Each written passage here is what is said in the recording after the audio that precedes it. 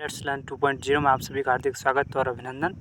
आज हम golden test series EVS का जो करने जा रहे हैं। कृपया चैनल को सब्सक्राइब और लाइक ज़रूर करें और शेयर भी करें। चलिए स्टार्ट करते हैं। रोएडा का वैज्ञानिक नाम क्या है? आपको बताना है रोएडा का वैज्ञानिक नाम जो है वो क्या है, आपको ये बताना है। बताइए, क्या टिकोमेला अंडुलेटा है, या प्रोसेपिस सिंड्रेरिया, या अंडुलेटा टिकोमा, या सिनेकोमा है? बताइए क्या नाम है। तो रोएडा का जो वैज्ञानिक नाम है वो है टिकोमेला अंडुलेटा। क्या नाम है? टिकोमेला अंडुलेटा। प्रोसेपिस सिंड्रेरिया है वो खेजड़ी का है। किसका है? खेजड़ी का जो वनस्पतिक नाम है वो उसका नाम है प्रोसेपिस सिंड्रेरिया। टिकोमेला अंडुलेटा रोएडा का वैज्ञानिक नाम है। चलिए क्वेश्चन नंबर 22। निम्नलिखित कथनों में से कौन सा प्राथमिक स्तर पर पर्यावरण अध्ययन पढ़ाने का उद्देश्य नहीं है? आपको बताना है कि प्राथमिक स्तर पर पर्यावरण अध्ययन पढ़ाने का उद्देश्य जो नहीं है वो कौन सा है। बच्चों पर आकलन के लिए शब्दावली और परिभाषाओं को बोझ डालना, जीवन और पर्यावरण से सरोकार रखने वाले मूल्यों का आत्मसात करना, या फिर प्राकृतिक सामाजिक वातावरण के बारे में उत्सुकता जगाना, बच्चों को खोजने की क्रिया में लगाना तथा व्यावहारिक क्रियाएं करवाना जो संज्ञानात्मक और मानसात्मक कौशलों के विकास में जो है सहायता करती हो। देखिए कौन सा है जो नहीं करवाना चाहिए बच्चों से। तो देखो ये तो सकारात्मक चीज़ है। प्राकृतिक सामाजिक वातावरण पर उत्सुकता जगाना, बच्चों को खोजने की क्रियाओं में लगाना तथा व्यावहारिक क्रिया करवाना जो संज्ञानात्मक और मनश्चात्मक कौशलों के विकास में सहायक होती है। लेकिन यहाँ देखिए, यहाँ पर कह रहा है कि क्वेश्चन देखिए, निम्नलिखित कथनों में से कौन सा प्राथमिक स्तर पर पर्यावरण अध्ययन पढ़ाने का उद्देश्य नहीं है। उद्देश्य नहीं है। तो जीवन पर और पर्यावरण से सरोकार रखने वाले मूल्यों का आत्मसात करना ये सही है। लेकिन इसका जो आंसर होगा वो होगा फर्स्ट। क्या आंसर होगा इसका? फर्स्ट। अपने बच्चों पर आकलन के लिए शब्दावली और परिभाषाओं का बोझ नहीं डालना चाहिए, अतः आपका ये जो है उद्देश्य नहीं हो जाएगा। चलिए क्वेश्चन नंबर 123। क्वेश्चन नंबर 123 आपकी स्क्रीन पर है। कृपया चैनल को लाइक, सब्सक्राइब और शेयर करते रहें। प्राथमिक स्तर पर शिक्षण की खेल विधि कौन सी है? बताइए। प्राथमिक स्तर पर शिक्षण की खेल विधि आधारित किस पर है? विकास के मनोवैज्ञानिक सिद्धांत पर, शिक्षण के समाजशास्त्री सिद्धांत पर, शारीरिक शिक्षा कार्यक्रम के सिद्धांत पर, या शिक्षण विधि के सिद्धांत पर? बताइए क्या आंसर हो जाएगा इसका। इसका सही आंसर बताइए। टिक लगाइए और पेन कॉपी हाथ में लेकर के नोट डाउन करते जाएँ प्रत्येक क्वेश्चन, और आप लास्ट में देखें कि आपके कितने क्वेश्चन सही हो रहे हैं। यदि आप 25 से ज़्यादा क्वेश्चन सही कर पा रहे हैं तो आप एक बेहतर स्थिति में माने जाएंगे। तो यहाँ पर जो आंसर हो जाएगा वो होगा विकास के मनोवैज्ञानिक सिद्धांत। क्या हो जाएगा? विकास के मनोवैज्ञानिक सिद्धांत। अब देखिए, कपिल मुनि का मेला कहाँ लगता है? देखिए, कपिल मुनि का मेला पुष्कर में लगता है, या कोलायत में लगता है, या गोगामेडी में लगता है, या फिर मुक्काम में लगता है? बताइए कपिल मुनि का मेला कहाँ लगता है। बहुत इंपॉर्टेंट क्वेश्चन है, कई एग्जाम्स में आ चुका है। तो ये जो कपिल मुनि का मेला है वो कोलायत में लगता है। और कोलायत कहाँ पर है? बीकानेर में है। कोलायत कहाँ पर है? बीकानेर में है। ये पूर्णिमा के दिन कोलायत में पड़ता है, और पुष्कर में भी एक मेला होता है। चलिए, यहाँ पर कपिल मुनि का जो मेला है वो कोलायत में ही लगता है। चलिए क्वेश्चन नंबर 125। राजस्थान चित्रकला की मूल शैली के रूप में किस चित्र शैली को माना जाता है? राजस्थान चित्रकला की मूल शैली कौन सी है बतानी है आपको। मारवाड़ शैली, मेवाड़ शैली, बीकानेर शैली, या फिर हाड़ौती शैली? तो राजस्थान चित्रकला की मूल जो शैली है वो किसको माना जाता है? बताइए क्या होगा आंसर, जल्दी से कमेंट करिए। इसका जो आंसर होगा वो होगा मेवाड़ शैली, क्योंकि राजस्थान चित्रकला की जो सबसे प्राचीन शैली है वो मेवाड़ शैली ही है। चलिए, नेजा क्या है? आपको बताना है नेजा क्या है। नेजा रामदेव जी की पचरंगी पताका है, तलवार के समान एक आयुध है, या देवता का चढ़ावा है, या मंदिर का गर्भगृह है? नेजा क्या है बताइए। क्या है आंसर नेजा का? क्या होगा बताइए। रामदेव जी की पचरंगी पताका, तलवार के समान एक आयुध, देवता का चढ़ावा, या मंदिर का गर्भगृह? तो यहाँ पर जो आंसर हो जाएगा वो होगा रामदेव जी की पचरंगी जो पताका है उसको नेजा कहा जाता है। चलिए, 5 पीरों में से एक पीर थे रामदेव जी, आपको पता होगा, और ये हमारे रीड के लेवल 1 और लेवल 2 दोनों में ही जो है काम आएंगे। क्वेश्चन नंबर 127 की तरफ चलते हैं। आपको सुमेलित करना है। देखिए, एक क्वेश्चन में आपको कम से कम 4 क्वेश्चन आपको दे रखे हैं। कृपया चैनल को लाइक, सब्सक्राइब और शेयर करते रहें। वीडियो को पॉज करें और इसका विश्लेषणात्मक तरीके से इसका मिलान करें, और बाद में हमारा जो है सॉल्यूशन देखें। चलिए हम स्टार्ट करते हैं। गौड़ावन पक्षी क्या राष्ट्रीय पक्षी है, या राज्य पक्षी है, या झांटी है? राज्य पशु के नाम से जाना जाता है, बताइए। इसी प्रकार से मोर, इसी प्रकार से चिंकारा, और इसी प्रकार से खिजड़ी। बताइए क्या होगा आंसर। तो देखिए, जो जो गोंडावन है, गोंडावन जो पक्षी है वो राजस्थान का राज्य पक्षी घोषित किया गया है। और जो मोर है, मोर इंडिया का मतलब भारत का राष्ट्रीय पक्षी है। चिंकारा है, चिंकारा को जो कि राज्य पशु घोषित कर रखा है। और खेजड़ी जो है वो जांटी के नाम से जाना जाता है, खेजड़ी। अतः आपका ए में 2 और बी में 1 और सी में 4 और डी में 3 जो आंसर होगा वही आंसर हो जाएगा। अतः आपका आंसर हो जाएगा फर्स्ट। चलिए क्वेश्चन नंबर 128, BCG का टीका किस रोग की रक्षा के लिए लगाते हैं बताइए। हैजा के लिए, काली खांसी के लिए, टीबी के लिए या फिर टिटनेस के लिए। बताइए किसके लिए लगाते हैं BCG का टीका। BCG का टीका क्या है, हैजा के लिए लगाते हैं या काली खांसी के लिए लगाते हैं या टीबी के लिए लगाते हैं या टिटनेस के लिए लगाते हैं। बताइए किसके लिए लगाते हैं, जल्दी से कमेंट करिए। तो BCG का जो टीका है वो हैजा के लिए जो है काम में लिया जाता है। फलों में मीठे स्वाद का कारण क्या होता है बताइए। फलों में मीठे स्वाद का माल्टोज, राइबोज या लैक्टोज या फ्रक्टोज। बताइए क्या होता है। 98% स्टूडेंट इसका सवाल का आंसर गलत करेंगे। सही आंसर बताइए क्या होगा आपके हिसाब से। तो यहाँ पर फलों में मीठे स्वाद का जो कारण है वो होता है फ्रक्टोज। क्या होता है, फ्रक्टोज। चलिए, मानव शरीर में इंसुलिन का संश्लेषण कहाँ होता है। यकृत द्वारा, थायराइड द्वारा, छोटी आंत द्वारा या फिर अग्नाशय द्वारा। बताइए मानव शरीर में जो इंसुलिन होता है उसका संश्लेषण कहाँ होता है। बताइए क्या होगा आंसर, जल्दी से कमेंट करिए और चैनल को सब्सक्राइब कर दीजिए। और कम से कम 2-3 फ्रेंड्स को अपने को सब्सक्राइब करवाएं, उनको सेंड करें। घर पर जितने भी मोबाइल आपके हैं उनसे सब्सक्राइब तो करवा ही सकते हैं। चलिए इसका आंसर जो होगा वो होगा अग्नाशय। चलिए क्वेश्चन नंबर 131, निम्न में से रबी की फसल कौन सी है बताइए। कपास रबी की फसल है, तिल है या गन्ना है या फिर मसूर है। बताइए रबी की फसल कौन सी होगी, कपास, तिल, मसूर या गन्ना। तो इसका जो आंसर होगा वो क्या होगा, जल्दी से बताइए। देखिए कपास और तिल और गन्ना ये तीनों ही खरीफ की फसल हैं। कौन सी फसलें, खरीफ की फसल हैं और ये तीनों ही बारिश ऋतु में उगाई जाती हैं। अतः ये तो नहीं होंगी। अतः आपका जो आंसर हो जाएगा वो हो जाएगा मसूर। मसूर की खेती है जो रबी की फसल हो सकती है। चलिए क्वेश्चन नंबर 132, प्रसिद्ध जसवंत थड़ा कहाँ पर स्थित है। जसवंत थड़ा को उप ताजमहल की संज्ञा दी जाती है। राजस्थान का दूसरा ताजमहल कहा जाता है। तो इसका जो आंसर क्या होगा बताइए। उदयपुर, जोधपुर, जैसलमेर या बीकानेर। जसवंत थड़ा कहाँ पर है बताइए। तो जसवंत थड़ा जो है उसका आंसर हम बता रहे हैं, उसका आंसर होगा जोधपुर। क्या होगा, जोधपुर। चलिए क्वेश्चन नंबर 133, 1930 में लागू किए गए बाल विवाह निरोधक अधिनियम शारदा एक्ट का मसौदा तैयार करने में किसका महत्वपूर्ण योगदान था। बताइए किसका जो है महत्वपूर्ण योगदान था, आपको ये आंसर बताना है। वेरी मोस्ट क्वेश्चंस है, रीट में आपको देखने को मिल सकता है। क्या हरिविलास शारदा थे, महात्मा गांधी थे, बीजी तिलक थे या राजा राममोहन राय। आपको पता होगा 1929 में एक शारदा एक्ट लागू हुआ था। और शारदा एक्ट जो है हुआ वो हरिविलास शारदा के नाम से ही हुआ था, क्योंकि इन्होंने ही इसका महत्वपूर्ण योगदान दिया था। चलिए क्वेश्चन नंबर 134, भारत में 6 से 14 वर्ष तक के बच्चों को निःशुल्क एवं अनिवार्य प्राथमिक शिक्षा प्राप्त करने को मौलिक अधिकार कब बनाया गया बताइए। भारत में 6 से 14 वर्ष तक के बच्चों को निःशुल्क और अनिवार्य प्राथमिक शिक्षा प्राप्त करने को मौलिक अधिकार कब घोषित किया गया। बताइए कब घोषित किया गया, इसका आंसर बताइए।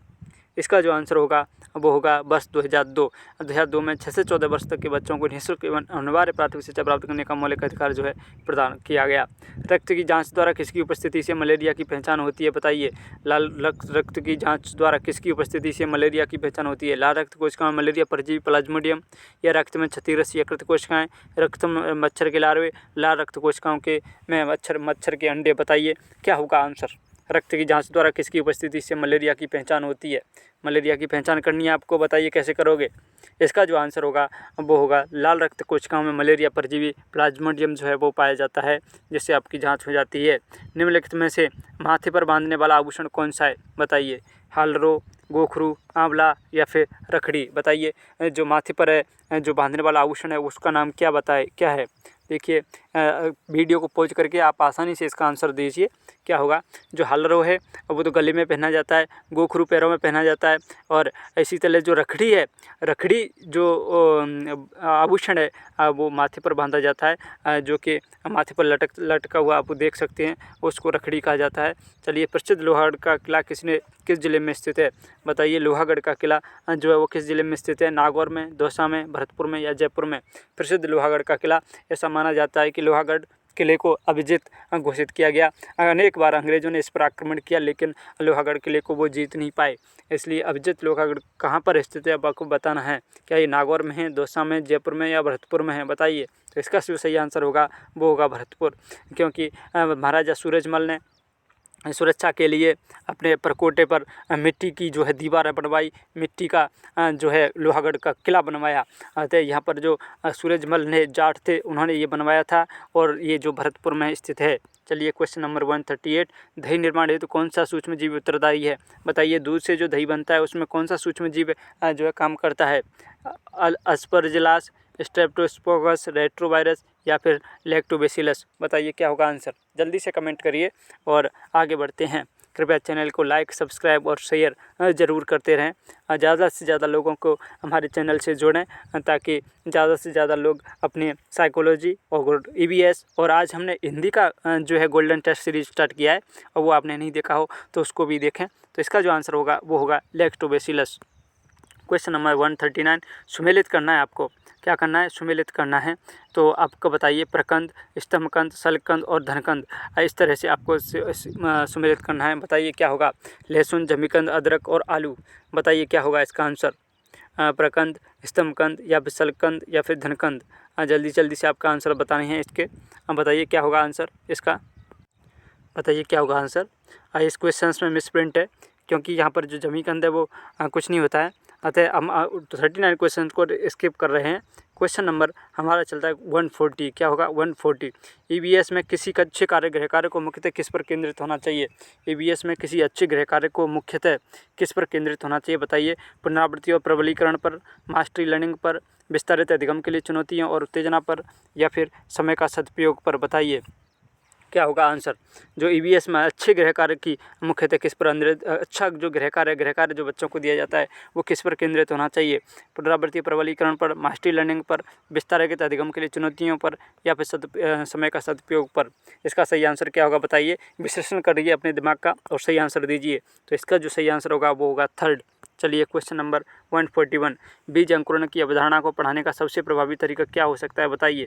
सबसे प्रभावी तरीका बीज अंकुरण की अवधारणा को पढ़ाने का, अंकुरित बीजों को फोटो दिखाना, बोर्ड पर चित्र बनाते हुए अंकुरण के चरणों का प्रदर्शित करना, कक्षा में अंकुरित बीजों को दिखाना और अंकुरण की प्रक्रिया को स्पष्ट करना, बीज बोने, अंकुरण के विभिन्न चरणों का अवलोकन करने और उनका चित्र बनाने की गतिविधि को बच्चों को निष्पादित करने के लिए कहना, बताइए क्या होगा इसका आंसर। क्या अंकुरित बीजों को फोटो दिखाना सही होगा, या फिर बोर्ड पर चित्र बनाते हुए अंकुरण के चरणों को प्रदर्शित करना सही होगा, या फिर कक्षा में अंकुरित बीजों को दिखाना और अंकुरण की प्रक्रिया को स्पष्ट करना ये सही होगा, या फिर बीज बोने, अंकुरण के विभिन्न चरणों का अवलोकन करने और उनका चित्र बनाने की गतिविधि को बच्चों को निष्पादित करने के लिए कहना जो है उचित होगा। क्वेश्चन पढ़ लीजिए आप। बीज अंकुरण की अवधारणा को पढ़ाने का सबसे प्रभावी तरीका क्या है। इतनी देर में शायद आपने जो है टिक लगा लिया होगा। हम इस आंसर की तरफ बढ़ते हैं। तो इसका जो आंसर होगा वो होगा 4। चलिए नेक्स्ट क्वेश्चन आपकी स्क्रीन पर। क्वेश्चन नंबर 141 हो गया। 142, पर्यावरण अध्ययन की कक्षा में सरल प्रयोग और निर्देशन किए जा सकते हैं, बताइए। बच्चों द्वारा पूछे गए प्रश्नों पर आधारित विचारों पर चर्चा करने, अवलोकन को दर्जा करने तथा उनका विश्लेषण करने के लिए, या फिर कक्षा में अनुशासन को सुनिश्चित करने हेतु बच्चों को नियंत्रित करने के लिए, या फिर बच्चों को स्वयं सीखने योग्य और अवलोकन कौशल को प्रेरणा बनाने के लिए, उच्च कक्षाओं में क्या किया जाता है उसका अनुकरण करने के लिए, बताइए क्या होगा आंसर। जो पर्यावरण अध्ययन की कक्षा में सरल प्रयोग और निर्देशन क्यों किए जा सकते हैं, बताइए। तो इसका जो आंसर होगा वो होगा बच्चों का स्वयं का सीखने के योग्य बनाने और अवलोकन कौशलों को प्रेरणा करने के लिए होगा, या फिर कक्षा में अनुशासन को सुनिश्चित करने हेतु बच्चों को नियंत्रित करने के लिए होगा। वीडियो पॉज करिए और नोट करिए इसका जो आंसर क्या होगा, बताइए। अब भी हमें बताइए। 98% बच्चे हैं इसका आंसर गलत करेंगे, 98%। तो इसका जो सही आंसर होगा वो होगा फर्स्ट। क्या होगा इसका, थर्ड नहीं होगा। पूछे गए प्रश्नों पर आधारित विचारों पर चर्चा करने, अवलोकन को दर्ज करने तथा उनका विश्लेषण करने के लिए ये जो आंसर है वो करेक्ट होगा।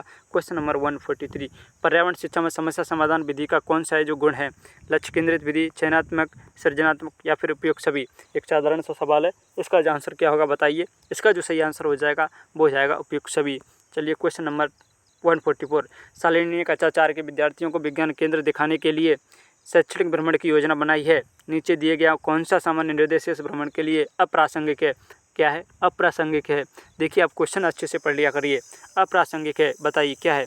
प्रदर्शन के समय अपनी संख्याओं के विषय में प्रश्न पूछना, या फिर अपने दिन भर का पूरा बस्ता लेकर आना, बिना पूछे सूचिए मतलब बिना मुझे सूचित किए कहीं न जाना, या अपने साथ पेन और नोटपैड ले जाना। बताइए जो अप्रासंगिक क्या है? प्रदर्शन के समय अपनी संख्याओं के विषय में प्रश्न पूछना, अपने दिन भर का पूरा बस्ता लेकर जाना।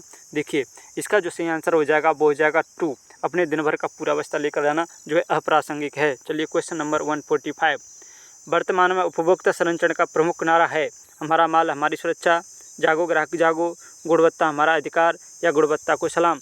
बताइए वर्तमान में उपभोक्ता संरक्षण का जो मुख्य नारा है वो क्या है? हमारी माल हमारी सुरक्षा, जागो ग्राहक जागो, गुणवत्ता हमारा अधिकार, गुणवत्ता को सलाम। बताइए क्या होगा आंसर? तो इसका जो आंसर होगा वो होगा जागो ग्राहक जागो। चलिए क्वेश्चन नंबर 146, राजस्थान में एक देवी मंदिर जहाँ चूहे बहुत अधिक संख्या में निवास करते हैं, क्या नाम है उसका? बताइए राजस्थान में एक देवी मंदिर है, वहाँ पर बहुत सारे चूहे निवास करते हैं, उसका नाम क्या है? चौमुखा मंदिर, करणी माता मंदिर, एकलिंगनाथ जी का मंदिर, या फिर कैला देवी। बताइए क्या होगा आंसर? तो इसका जो सही आंसर होगा वो होगा करणी माता का मंदिर। करणी माता मंदिर जो बीकानेर में है, जिस पर सफ़ेद चूहे अनेक पाए जाते हैं। चलिए गुर्दे का मुख्य कार्य क्या होता है? बताइए। गुर्दे का मूत्र का नियंत्रण करना, मूत्र का निस्पंदन, मूत्र का नियमन निस्पंदन, मूत्र का श्रवण और उत्सर्जन करना। बताइए गुर्दे का मुख्य कार्य क्या होता है? तो गुर्दे का मुख्य कार्य क्या होता है? जल्दी से बताइए, नोट करिए क्या होगा आंसर। इसका जो आंसर होगा वो होगा मूत्र का श्रवण और उत्सर्जन। चलिए 148, प्रसिद्ध चित्रकृति ढोला मारू की शैली है। बताइए क्या है? ढोला मारू की शैली कहाँ पर है? ढोला मारू की शैली कौन सी कहाँ पर है? बीकानेर में, जोधपुर में, कोटा में, या फिर किशनगढ़ शैली में? बताइए कहाँ पर है? जो ढोला मारू की शैली है वो जोधपुर में प्रसिद्ध है। कहाँ पर है? जोधपुर की है जो प्रसिद्ध है। बीकानेर की शैली की बात करें तो ये नहीं है, किशनगढ़ शैली ये नहीं है, कोटा शैली भी ये नहीं है। ढोला मारू की जो शैली है वो जोधपुर शैली है। चलिए भारत के किस महान खगोलविद ने सबसे पहले पृथ्वी को गोल होने का बारे में बताया? सबसे पहले पृथ्वी को गोल किसने बताया? भारत के ने? आर्यभट्ट ने, भास्कराचार्य ने, बराहमिहिर ने, या चंद्रशेखर बसु ने? बताइए किसने बताया था? तो इसका जो सही आंसर होगा वो क्या होगा? बताइए, नोट करिए। तो इसका जो सही आंसर होगा वो होगा आर्यभट्ट। क्या होगा? आर्यभट्ट। चलिए टेलीफोन, टेलीविज़न, रेडियो आदि की तरंगों का प्रसारण किसके द्वारा किया जाता है? आपको ये बताना है। उपग्रह के द्वारा, दूरबीन के द्वारा, प्रसारण केंद्र के द्वारा, या फिर कृत्रिम उपग्रहों के द्वारा? किसके द्वारा किया जाता है? टेलीफोन, टेलीविज़न, रेडियो आदि की तरंगों का प्रसारण किसके द्वारा किया जाता है? आंसर आपको बताना है, जल्दी से बताइए और चैनल को सब्सक्राइब और शेयर कर दीजिए। इसका जो सही आंसर होगा वो होगा क्या होगा? बताइए। इसका आंसर होगा कृत्रिम उपग्रह। देखिए आज हमने हिंदी की गोल्डन टेस्ट सीरीज स्टार्ट की है। सुबह 8 बजे गोल्डन टेस्ट सीरीज मिल जाया करेगी आपको, और सुबह 8 बजे ही जो है EVS का जो सीरीज है, टेस्ट सीरीज है, वो मिल जाएगी PDF टेलीग्राम चैनल पर, और वीडियो आप 9 बजे देख सकते हैं यूट्यूब पर, और 10 बजे आपको पता है हमारी साइकोलॉजी गोल्डन टेस्ट सीरीज चल रही है। तो कृपया सभी लोग उस टेस्ट सीरीज को देखें और अपना जो है पढ़ाई को मजबूत बनाएं। धन्यवाद, आपका दिन शुभ रहे। कृपया चैनल को लाइक, सब्सक्राइब और शेयर ज़रूर करते रहें। धन्यवाद।